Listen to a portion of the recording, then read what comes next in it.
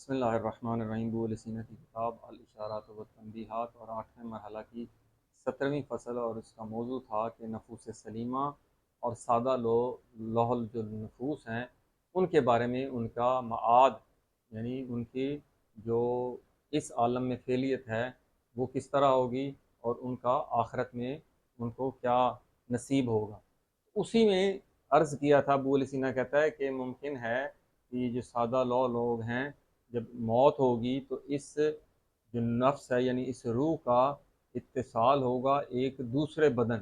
اب وہ بدن یہ مادی تو نہیں ہوگا، یہ بولے سینا اس کا قائل ہے کہ مادی یہ اس عالم کا نہیں ہوگا، وہ آسمانی ہوگا یا افلاکی ہوگا یا مثالی ہوگا، وہ کوئی بدن ہوگا۔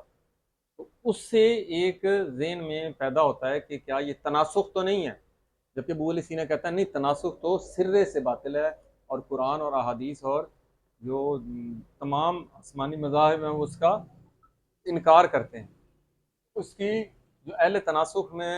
تھوڑا سا وضاحت کر دیں کہ کیا ہوتا ہے یہ جو خصوصاً ہندو پاک میں یہ جو لوگ ہیں اس نظریے کے قائل ہیں کہ تناسخ لفظ نسخ سے نکلا ہے، ناسخہ، ناسخہ یعنی مٹانا، باطل کرنا، زائل کرنا، اور نقل و انتقال یہ یا منتقل کے معنی میں استعمال ہوتا ہے۔ جبکہ لفظ تناسخ کیا ہوگا؟ لفظ تناسخ ہوگا کہ ایک کو دوسرے میں مٹانا، یا ایک سے دوسرے آگے پیچھے آنا، یا پے در پے آنا، یہ لفظی معنی ہے تناسخ کا۔ لیکن ہم نے دیکھنا ہے کہ تناسخ اصطلاح میں جو ہندو پاک میں استعمال ہوتی ہے، جو کیسے اسے کہتے ہیں نا اہل تناسخ، یہ تناسخ کا عقیدہ رکھتا ہے۔ تو تناسخ کا عقیدہ رکھنا یہ ہے کہ انسان کی موت کے بعد اس کی روح کا ایک بدن سے نکل کر کسی دوسرے بدن میں منتقل ہونا۔ یہ تو ہو گیا روح کا ایک بدن سے کسی دوسرے بدن میں منتقل ہونا۔ اسی طرح ایک دوسری بھی کچھ لوگ اس کے قائل ہیں کہ ایک زمانے کا دوسرے زمانے میں داخل ہونا، یعنی ایک زمانے سے دوسرے زمانے میں یہ انتقال، یا ایک زمانے کا کے بعد ایک دوسرے زمانے کا آنا، یکے بعد دیگے ایک زمانے کے پیچھے ایک دوسرے زمانے کا آنا۔ تو اس کے دو جو یعنی کہ جہتیں ہیں اس تناسخ کے نظریے کی۔ ایک جہت یہ ہے کہ نزول، ایک جہت ہے صعود، یعنی نزول اس عالم میں وہ شخص جس کی روح نے جدا ہونا ہے، تو اس عالم میں روح کا بدن سے رابطہ ہوتا ہے اور اس عالم میں وہ اپنے کمال تک پہنچتی ہے۔ اگر وہ نفس سعید ہے یعنی سعادت مند ہے اور نیک کام کرتی ہے اس دنیا میں، تو وہ پھر جس بدن میں منتقل ہوگی پھر وہاں پہ اس کو سعودی مراتب طے کرے گی، جیسا کہ اس عالم میں سب سے نچلا مرتبہ جمادات کا ہے، پھر نباتات، حیوانات، انسان۔ اسی طرح نزول میں جو شخص اس دنیا میں برے اعمال کرتا رہا ہے، تو جب وہ مرے گا تو اس کی روح تو وہ جیسا ہوگا، مثلاً کہ وہ اگر چور ہے تو وہ چور شخص کی روح ایک حیوانی بدن میں چلی جائے گی، مثلاً کسی چوہے میں، اس چور کی روح مرنے کے بعد اس چوہے میں منتقل ہو جائے گی۔ اگر کوئی شخص خود پسند بندہ ہے، خود بینی ہے اس میں، تو وہ اس سے مناسب یعنی مور کے بدن میں وہ اس کی روح یا اس کا نفس منتقل ہو جائے گا۔ اسی طرح کوئی فسادی شخص ہے تو وہ خنزیر کے بدن میں منتقل ہو جائے گا۔ اسی طرح کوئی جو اس عالم میں بہت گناہ کرتا ہے، قتل و غارت کرتا ہے، اسی طرح وہ کتے کی شکل میں ایک نئے بدن میں منتقل ہو جائے گا، یعنی جیسے افعال کرے گا اس سے مناسب اس کو بدن ملے گا۔ یہ اہل تناسخ لوگ جو ہیں وہ یہ نظریہ اور عقیدہ رکھتے ہیں۔ اس کے برخلاف جو لوگ خوش اخلاق ہیں، اچھے اعمال کو انجام دیتے ہیں، تو وہ ان کو سعودی ان کی نزول ہوگی۔ تو وہ سعودی نزول میں کیا ہوتا ہے کہ انسان صعود کرتا ہے۔ انسان کی جو تخلیق اگر آپ پڑھیں گے تو جماعت سے شروع ہو کر نطفے سے پہلے وہ نباتاتی نباتات کا مرتبہ جماعت سے بلند ہے، ایک حرکات و سکنات حدیث ہے بہت، نفس نباتی جیسا کہ حدیثوں میں آیا کہ انسان میں ہوتی ہے، یہ نباتی صعود کرتے ہوئے حیوانی مرتبے میں پہنچے گی، حیوانی سے انسانی مرتبے میں، انسانی مرتبے سے ان کا تعلق جو ہے وہ جرم اجرام ہوگا، اجرام سماوی سے ہوگا، پھر اجرام فلکی سے ہوگا، پھر اس کا عالم ارواح سے تعلق، یعنی جس طرح نزول ہے اسی طرح یہ صعود بھی ہوتا ہے، یہ تناسب۔ البتہ اس میں اور بھی نظریات ہیں، کہ ایک نظریہ تو یہ ہو گیا نا واضح کہ انسان کی روح جو ہے وہ اس بدن سے نکل کر کسی دوسرے انسان کے بدن میں بھی جا سکتی، دوسرا ہوتا ہے کہ یہ روح انسانی بدن کی بجائے کسی حیوان میں، یعنی جیسے اعمال کرے گا حیوان میں چلی جائے گی، تیسرا ہے کہ وہ حیوان کی بجائے نباتات میں بھی، یہ ایک لوگ قائل ہیں، وہ اس اصل میں فسخ ہے، نسخ نہیں ہے، وہ فسخ، جیسا کہ حدیث میں وہ ہے کہ اللہ تعالیٰ نے کسی جرم کی وجہ سے ان کو فسخ کر دیا، یعنی یہ جو کچھ مچھلیاں ہیں یا کچھ جانور ہیں تو وہ، لیکن وہ وقتی تھے، اس کی نسل نہیں چلی، تو یہ چیز اور ہے، وہ اور چیز ہے، وہ تو عذاب آیا وقتی عذاب، تو یہ قائل ہیں مطلقاً ایک نفس کا نکل کر کسی میں بدلنا، ایک کا اس ہوتا ہے اللہ تعالیٰ کے عذاب کی وجہ سے اس کا بدل جانا، ایک لوگ یہ بھی قائل ہیں کہ انسانی نفس جب بدن سے جدا ہوتا ہے تو وہ جمادات میں چلا جاتا ہے۔ یہ چار نظریات ہیں، عمومی یہی ہے کہ انسان یا حیوان میں، اگر برے مال کیے تو حیوانات میں، نیک عمل کیے تو انسانی ابدان میں، پھر ان کو عروجی سیر ہوگی۔ یہ تو ہو گیا نظریہ اہل تناسخ کا۔ تو اہل تناسخ کے جو دلائل ہیں، کس بنیاد پر، آخر کوئی عقلی دلیل ہوتی ہے، کس بنیاد پر انہوں نے یہ دلائل دیے ہیں؟ پہلے ہی ان کی دلیل یہ ہے کہ موت کے بعد انسانی جو نفس ہے اگر کسی بدن میں منتقل نہیں ہوگا تو انسانی نفس بیکار ہو جائے گا۔ بیکار سے مراد ہے کہ ہمیشہ نفس جو ہے یہ بالفعل موجود ہے، اس کو ہمیشہ اس کی فطرت میں پایا جاتا ہے کہ یہ کمال کو حاصل کرے گا، یہ جو کمال کو حاصل کرنا ہے تو یہ بیکار رہے گا، اگر کسی بدن میں منتقل نہیں ہوتا تو یہ بیکار رہے گا، جبکہ یہ ناممکن ہے کہ نفس انسانی معطل رہے، اس میں تعطیل آئے یا وہ بیکار رہے، تو ضروری ہے کہ وہ ایک دوسرے بدن میں منتقل ہو تاکہ اپنے کمال کو حاصل کرے، تاکہ وہ فعلیت کو اس بدن میں انجام دے کر کمال کو حاصل کرے۔ یہ نظریہ جو ہے اہل تناسخ کا، یہ سب سے پہلی اور بنیادی دلیل ہے، جبکہ اس کے جواب میں کیا کہا جائے گا کہ موت کے بعد اگر آپ سمجھتے ہیں کہ نفس انسانی میں تعطیل لازم آتی ہے اور یہ بدن ضرور کسی دوسرے بدن کے ساتھ ملحق ہوگا تاکہ اپنی استعداد کو فعلی کر سکے، تو یعنی اس سے جدا ہو جاتا ہے، تو وہ اس کا اصلی جواب تو ابو علیٰ سینا نے بھی دیا ہے اسی نفس بلہا میں، کہ یہ جو موت کے بعد نفس انسانی ہے یہ بیکار نہیں ہوتا، بلکہ ایک مثالی یا فلکی یا آسمانی ایک کالب بدن، کیونکہ بدن اس عالم مادہ کے لحاظ سے استعمال ہوتا ہے، مگر ہر عالم میں اس کا ایک بدن ہوگا، تو چاہے وہ جرمی ہو، چاہے وہ مثالی ہو، چاہے کوئی فلکی ہو، تو اس کا ابو علیٰ سینا نے جواب بھی دے دیا ہے کہ اس جو نفس مرنے کے بعد بدن سے جب جدا ہوتا ہے تو پھر اس کو ایک نیا بدن ملتا ہے، اور نئے بدن میں اس کو، کیونکہ یہ قائل ہیں کہ بدن کے علاوہ فعلیت نہیں ہو سکتی، کیوں نہیں ہو سکتی؟ کیونکہ مرنے کے بعد جب مثالی بدن ملے گا تو اس کی تکمیل، اس کا تکامل، اس کا جو ارتقائی منازل کو طے کرنا ہے وہ علمی خیالی ہوگا، وہ ضروری نہیں کہ وہ بدنی ہی ہو تو پھر فعلیت ہوتی ہے اور کسی بدن میں فعلیت نہیں ہوتی۔ تو اس کا جواب یہ ابو علیٰ سینا نے بھی دیا ہے اور اہل فلاسفہ نے بھی دیا ہے۔ اس کے بعد خود یعنی آپ دیکھیں کہ ایک مشاہدہ ہے، مشاہدے میں آپ دیکھتے ہیں کہ ایک عالم ہے ماں کے پیٹ میں، پھر اس سے جدائی کے بعد ایک یہ نیا عالم ہے، پھر مرنے کے بعد انسان کا مثالی عالم میں چلے جانا یا جسے برزخ میں، تو مرنے کے بعد اس برزخ کا دور ختم ہونے کے بعد پھر عالم ارواح میں. تو یہ جو ادوار آ رہے ہیں یا مراحل آ رہے ہیں، اس میں آپ دیکھ رہے ہیں کہ نفس انسانی پہلے بدن میں ہوتا، ماں کے پیٹ میں ہوتا ہے، تو وہ ایک اس کا اپنا ایک تکامل ہے کہ 4 یا 5 ماہ کے بعد اس میں روح آتی ہے نفس انسانی کی. پھر وہ جو ماں کے پیٹ سے غذا حاصل کرنے کے بعد جب وہ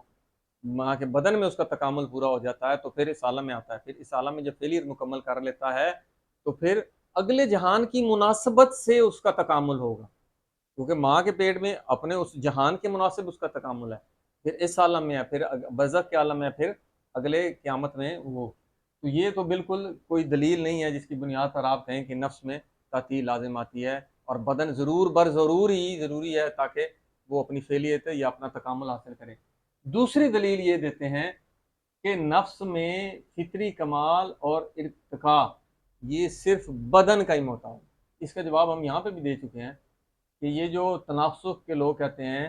کہ اگر انسان مر جائے اور ایک دوسرے بدن میں نہ منتقل ہو تو اس کا جو فعلیت ہے رک جائے گی، وہ اب اور کمال حاصل نہیں کر سکتا اور ارتقاء حاصل نہیں کر سکتا. تو یہ ان کی دلیل باطل ہے کیونکہ انہوں نے تکامل کو صرف بدن میں محدود کر دیا ہے، جبکہ بدن میں ہی صرف تکامل ضروری نہیں، بلکہ جو ارتقاء ہے وہ اس میں بدن کا محتاج نہیں، بلکہ یہ جو نفس ناطقہ ہے کسی مثالی عالم میں مثالی بدن سے یا فلکی عالم میں فلکی بدن سے وہ اپنا تکامل جاری رکھتی ہے. اب تیسری دلیل اس کے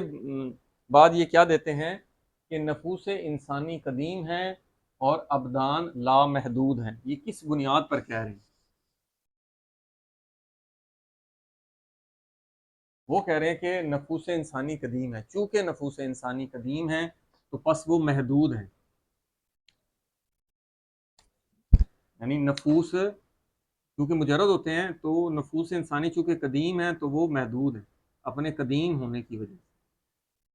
جب یہ قدیم ہے، اگرچہ نفوس کے جو عوارض ہیں، وہ جو لوازم ہیں، جو حیات ہیں، جو اس کے مشخصات ہیں، وہ لامحدود ہیں. وہ طول میں اور اس طول کے اعراض میں وہ محدود نہیں ہے. عوارض خود ان کی تعداد نفوس کی کیونکہ قدیم ہے وہ محدود ہیں، جبکہ اس کے مقابلے میں اس عالم، یہ جو عالم ہے اس میں ابدان لامحدود ہے. کیونکہ یہ عالم لامحدود ہے تو بدنوں کا سلسلہ جاری ازل سے جاری ہے، بدن آئی جا رہے ہیں تو بدن کا کوئی خاتمہ نہیں ہے. تو یہ جو بدن بن رہے ہیں یہ لامحدود ہے.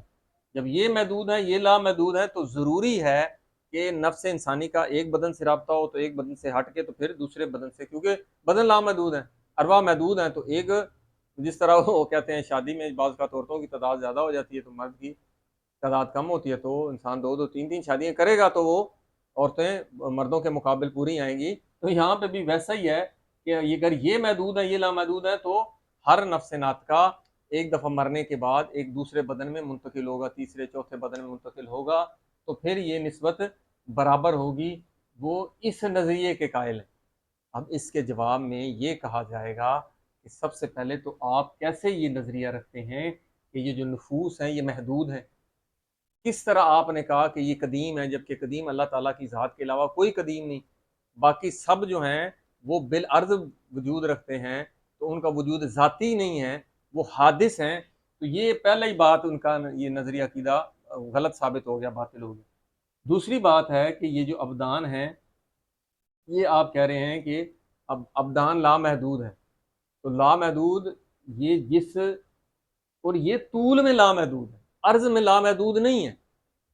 ایسے تو نہیں ہے کہ ایک ہی وقت میں تمام اس عالم مادہ میں نہ نفوس تمام کی تمام آ رہی ہیں، نہ اس عالم میں ابدان لامحدود ہیں، بلکہ یہ طول میں محدود ہیں. تو یہ یہاں سے ان کا یہ بھی، اور یہ ایک دوسرے کے جو ابدان ہیں ایک دوسرے کے تعاقب میں آ رہے ہیں، ان کا تعاقبی وجود ہے، ایک دوسرے کے پیچھے آ رہے ہیں. تو اس سے یہ مسئلہ جو ہے خارجی لحاظ سے، یعنی اگر آپ کہیں کہ امکان عقلی ہے، یہ جو وہ بات کر رہے ہیں، لیکن امکان وقوعی میں تو ایسے ممکن ہی نہیں ہے کہ لامحدود ابدان اس عالم میں ایک وقت میں موجود ہوں. یہ تو تدریجاً آ رہے ہیں اور ان کے نفوس کا ان کے ساتھ ربط ہو رہا ہے. تو یہ بھی نظریہ باطل ہو گیا. اب حکماء و فلاسفہ نے ان کے جو یہاں پر ان کی دلائل کو تو رد کیا، اب یہاں پر یہ اشکالات مزید تناسخ پر لازم آتے ہیں کہ پہلے یہ دلیل ہے، پہلے یہ اشکال لازم آتا ہے کہ اگر انسان یعنی گزشتہ بدن کی یادیں، اگر انسان مر جاتا ہے، مرنے کے بعد یہ جو روح ہے، یہ جو نفس ہے، کسی اور بدن میں چاہے حیوانی ہو یا انسانی ہو، اس میں جب جاتا ہے تو کیا اس کو اس کی پرانی یادیں اس کے نئے بدن میں نہیں آئیں گی؟ اگر اس کی پرانی یادیں نئے بدن میں آئیں گی نہیں تو اس کا مطلب تو پھر یہ ہو گیا کہ وہ نئے سرے سے اس کو وجود مل رہا ہے۔ آپ کہہ رہے ہیں کہ اس نے کمال حاصل کرنا ہے جو کمال اس ایک بدن میں حاصل نہیں کر سکا، اب آدھا کر لیا ہے، باقی اس نئے بدن میں کرے گا، تو بھائی وہ جو آدھا کمال ہے وہ تو نئے بدن میں تو نئے سرے سے آ رہا ہے، اس نے تو کمال حاصل ہی نہیں کیا۔ اور ہم مشاہداتی طور پر دیکھ رہے ہیں کہ ہم مثال کے طور پر مجھے کوئی یاد نہیں کہ میرے نفس نے کبھی کسی پہلے بدن سے رابطہ کیا ہو، مشاہداتی طور پر بھی نہیں آ رہا، تو یہ گزشتہ بدن کی یاد مٹ نہیں سکتی۔ اس پر کیا دلیل ہے کہ جو گزشتہ بدن کی یاد مٹ نہیں سکتی؟ کیونکہ ہم نے انہی دو ابواب پہلے مراحل پہلے یہ عرض کیا تھا کہ یہ جو مجرد علم ہے جو انسان کو حاصل ہوتا ہے، یہ اس کے لوازمات میں سے ہے، کیونکہ مجرد ہے نفس، اور یہ جو معقولات ہیں یہ مجرد ہیں، تو یہ اس کے ساتھ ساتھ ہیں، اس عالم آخرت میں بھی اس کے ساتھ جائیں گی۔ تو اس عالم میں جب دوسرے بدن کے ساتھ ملحق ہوگا تو کدھر جائیں گی یادیں؟ تو وہ گزشتہ یاد ہی نہیں جب آتی تو یہ ممکن ہی نہیں ہے کہ وہ ایک بدن سے دوسرے بدن میں منتقل ہوا ہو۔ دوسری دلیل مشاہدہ اس پہ دلیل ہے کہ تناسخ نہیں ہو رہا، گزشتہ اور نئے ابدان کی تعداد۔ تو آپ کہہ رہے ہیں کہ ایک بدن سے جب دوسرے بدن میں منتقل ہونا ہے تو یہ تو ممکن ہی نہیں ہے، کیونکہ بعض اوقات جنگ ہوتی ہے، جیسے اب فلسطین میں ہزاروں افراد جو ہیں، بلکہ لاکھوں افراد جو ہیں وہ مر گئے ہیں، جب وہ مرے ہیں تو نئے ابدان اس وقت اتنے موجود تھے، یا آیا نئی پیدائشیں ہوں گی نئی، یا نئے ابدان میں وہ جائیں گے؟ تو وہ ممکن ہی نہیں ہے، کیونکہ اس واقعے سے پہلے اتنے ابدان کیا موجود تھے، یا اچانک بن جائیں گے ان کی موت کے بعد؟ تو یہ ممکن ہی نہیں ہے۔ اور بعض اوقات ایسے ہوتا ہے کہ حالات بڑے سازگار ہوتے ہیں، جیسے پاکستان کی آبادی بہت بڑھ رہی ہے، موت اموات کم ہیں، لیکن جو ولادتیں ہیں وہ زیادہ ہو رہی ہیں، اس لیے آبادی میں اضافہ ہو رہا ہے۔ تو ایسی صورتحال میں مرنے والے کم ہیں، تو اگر آپ کہہ رہے ہیں کہ دوسرے ابدان زیادہ ہیں، ابدان زیادہ ہوں گے تو مرنے والے تو کم ہیں، تو بدن جو ایسے ہی لگے پھر رہے ہوں گے اس عالم میں یا اوپر کسی افلاکی عالم میں، تو یہ ممکن ہی نہیں ہے کہ ان کی تعداد برابر ہو مرنے والوں کی اور اس نئے ابدان جس میں انہوں نے جانا ہے۔ تیسرا اشکال یہ لازم آتا ہے کہ نفس کا بدن سے تعلق کا جو طریقہ ہے، کہ آپ کہتے ہیں ایک بدن سے دوسرے بدن میں چلے جائے گا، جبکہ طریقہ کار کیا ہے کہ نفس کا ہمیشہ بدن سے رابطہ ماں کے پیٹ میں جب زائگوٹ ڈیولپ کرتا ہوا، وہ مراحل طے کرتا ہوا، جب 4 سے 5 ماہ تک اس کا وہ ہڈیاں اور گوشت چڑھ جاتا ہے تو اس میں نفس انسانی کا رابطہ ہوتا ہے۔ یہ بنیادی طریقہ کار ہے نفس کا بدن سے رابطے کا، لیکن آپ جو طریقہ بتا رہے ہیں اس طریقہ کار کو ہم مشاہدے میں نہیں دیکھ رہے، بالکل نہ اس عالم میں مادی میں اور نہ ہی کسی عقلی عالم میں اس کا کوئی ایسا تعلق کا طریقہ کار ہمیں نظر آ رہا ہے کہ مرنے کے بعد انسان جب، تو یہ اگر آپ کہتے ہیں کہ وہ اور کوئی طریقہ ہے تو پھر وہ تو بالکل ہی دوسرا ہی طریقہ ہو گیا، اس پر کوئی مشاہدہ نہیں ہے۔ چوتھا اشکال یہ ہے کہ موت یعنی مرنے کے بعد اور نئے بدن میں انتقال میں ایک وقفہ لازمت ہے، مثلا انسان مرتا ہے تو ایک لمحہ، تو وہ جب اس نے دوسرے بدن میں جانا ہے تو ایک وقفہ آئے گا، لحظہ آئے گا، ایک چاہے سیکنڈ ہی کیوں نہ ہو۔ تو آپ کا عقیدہ ہے کہ نفس جو ہے یا روح جو ہے اس میں تعطیل نہیں آ سکتی، کہ وہ کبھی بھی کمال سے محروم رہے، جبکہ آپ ہی کے نظریے کے مطابق کہ مرنے کے بعد جب دوسرے بدن میں جائے گا ایک لمحہ آئے گا جس میں نفس کی تعطیل لازم آتی ہے، تو یہ آپ کے خود اس نظریے سے یہ باطل ہے کہ وہ تعطیل لازم اس طرح آئے گی، بیچ میں وقفہ آئے گا۔ پانچواں اشکال یہ کہ جو ارتقا آپ کہتے ہیں کہ اس عالم میں، آپ یہاں سب کیا قائل ہیں اس کے کہ جو ارواح کا اس بدن سے رابطہ ہوتا ہے تو وہ اس بدن میں فعلیت کرنے آتی ہیں، بالقوہ سے بالفعل ہونے آتی ہیں، تو آپ کا یہ جو نظریہ ہے یہ ارتقا اور اس تکامل کے خلاف ہے، کیونکہ آپ کہتے ہیں کہ نیا بدن تشکیل پائے گا۔ اب جو نیا بدن ہے وہ تو آپ کو بنا بنایا ملے گا یا پھر سے نیا بدن شروع ہوگا جیسے ماں کے پیٹ میں ہوتا ہے۔ ایک حد تک اس نے فعلیت بھی کر لی ہے، یعنی ایک 50 سال کا بندہ مر رہا ہے، اس نے اپنے افعال کو سر انجام دیا، اب وہ پھر نئے سرے سے وہ ایک نیا بدن تشکیل پائے گا، یہ اس میں جائے گا، اور پھر اس کو یاد بھی کچھ پرانا نہیں ہوگا، اپنی پرانی فعلیت ہی یاد نہیں ہوگی، نئے سرے یہ تو نئی چیز ہوگی، وہ ایک بدن سے دوسرے بدن میں انتقال میں تکامل کی تو بات ہی نہ رہی بالکل۔ چھٹا یہ اشکال آتا ہے محرم اور نا محرم میں تمیز نہیں رہتی۔ مثال کے طور پر کوئی ایک آپ کا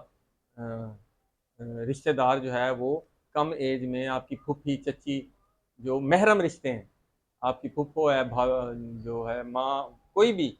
وہ اگر انتقال کر جاتی ہے تو وہ کسی نئے بدن میں آتی ہے اور آپ ہی کے گھر میں کسی رشتہ دار میں پیدا ہوتی ہے، اور پھر آپ کے ساتھ اس کا رشتہ ازدواج میں انتقال آپ کر لیتے ہیں، تو یہ تو محرم نیا محرم کا سلسلہ ہی چکر ہی ختم ہو جائے گا، دین ہی ایک، تو دین کی روح سے تو یہ اس کا کوئی تعلق ہی نہیں ہے، تو یہ اشکال بھی لازم آتا ہے، یہ امکان عقلی بھی ہے، امکان وقوعی بھی ہے۔ ساتواں اشکال یہ آتا ہے کہ اس طرح قیامت کا انکار لازم آتا ہے، آپ کہتے ہیں کہ اس عالم میں انسان کو برے اعمال کیے ہیں تو وہ چوہے میں، خنزیر میں، کتے میں، ان میں اس کا انتقال ہوگا کیونکہ برے اعمال کیے ہیں، تو بھائی اس عالم میں اس کو اگر سزا مل رہی ہے تو معاد اور اس کی ضرورت ہی کیا محسوس ہوگی، تو یہ ایک قسم کا قیامت اور معاد کا انکار ہے۔ آٹھواں اشکال یہ ہے کہ اللہ تعالیٰ کی قدرت جو ہے وہ لامحدود قدرت ہے، اس سے محدود لازم آتی ہے کہ اللہ تعالیٰ نے جتنی نفوس ہیں ان کے مطابق، یا جتنے ابدان آپ کہہ رہے ہیں ایک بدن سے دوسرے بدن میں، اور ان ابدان کے لیے ارواح کو خلق نہیں کیا، اگر ارواح خلق کی ہیں تو ان کے لیے ابدان کو اللہ تعالیٰ نے خلق نہیں کیا، اس سے محدودیت لازم آتی ہے اللہ تعالیٰ کی قدرت میں، جبکہ یہ محال عقلی میں سے ہے، تو ان اشکالات کی مناسبت سے یہ ممکن ہی نہیں ہے کہ یہ کسی بھی جہت سے یہ تناسب کا نظریہ عقلی لحاظ سے درست ہو یا شریعت یا اسلام اور دین کے لحاظ سے درست ہو، اس میں کوئی ایک جہت بھی جو ہے وہ ثابت نہیں ہوتی اس کے عقلی ہونے میں، اور شریعت ہو اس کا انکار کر ہی رہی ہے، والحمدللہ رب العالمین۔